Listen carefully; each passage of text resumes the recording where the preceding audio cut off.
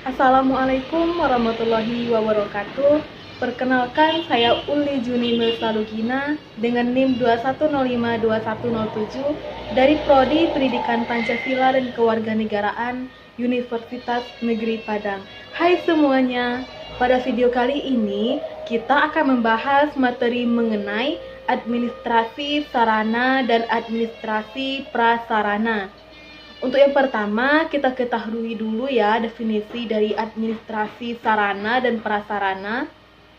Menurut Kamus Besar Bahasa Indonesia, sarana merupakan segala sesuatu yang dapat dipakai sebagai alat dalam mencapai maksud atau tujuan, alat atau media.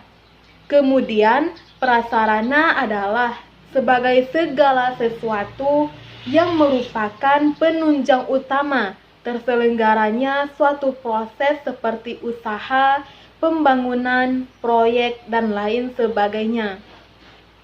Kemudian menurut Priyansa dan Garnida pada tahun 2013 menyebutkan bahwa sarana dibagi menjadi dua bagian. Yang pertama, sarana berupa alat, yaitu alat yang digunakan untuk melaksanakan proses kegiatan kantor dan bahan habis pakai.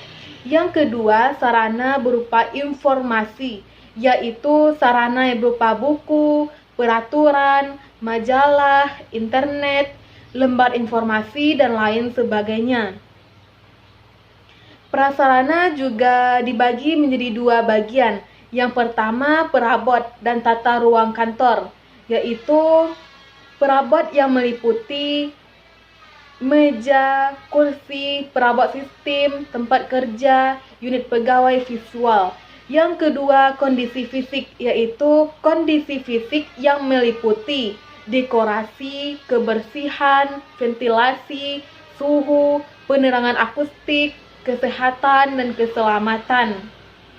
Next, kita ke poin yang kedua, yaitu jenis-jenis sarana dan prasarana. Di antaranya yang pertama, peralatan dan perlengkapan kantor, yaitu alat dan bahan yang digunakan dalam pelaksanaan pekerjaan. Contohnya seperti stapler, gunting, kalkulator, dan lain sebagainya. Yang kedua, mesin kantor, yaitu mesin yang bekerja secara mekanik, elektrik, maupun magnetik yang digunakan untuk menghimpun, mencatat, dan mengolah bahan-bahan keterangan. Contohnya seperti limited, scanner, mesin fotokopi, dan lain sebagainya. Yang ketiga, mesin komunikasi kantor, yaitu alat atau mesin yang digunakan untuk berkomunikasi. Contohnya seperti telepon, intercom, faksimiles, dan lain sebagainya. Kemudian yang keempat, perabot kantor, yaitu benda-benda kantor yang terbuat dari kayu atau besi. Contohnya seperti meja, kursi, dan sofa. Kemudian yang kelima adalah interior kantor, yaitu semua jenis barang yang berfungsi untuk menghiasi ruang kantor. Contohnya seperti lukisan, lampu, vas bunga, akuarium, taman, dan lain sebagainya. Dan yang terakhir adalah tata ruang kantor, yaitu pengaturan ruangan kantor serta penyusunan alat-alat dan mesin-mesin kantor pada letak yang tepat sesuai dengan luas ruangan kantor. Tujuan adanya tata ruang kantor ini adalah untuk memperlancar proses kerja serta menimbulkan kenyamanan dan kepuasan bekerja bagi para pegawai. Next, kita ke poin yang ketiga, yaitu tujuan administrasi sarana dan prasarana. Menurut Santa Maria yang dikutip oleh Purwonto pada tahun 2016 menyebutkan bahwa tujuan dari administrasi sarana dan prasarana diantaranya sebagai berikut. Yang pertama, menyediakan sarana dan prasarana sesuai dengan kebutuhan.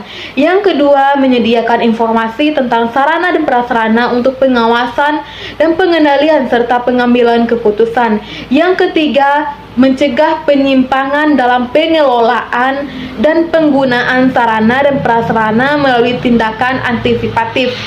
Dan yang terakhir, memberikan pedoman bagi unit kerja dan personil.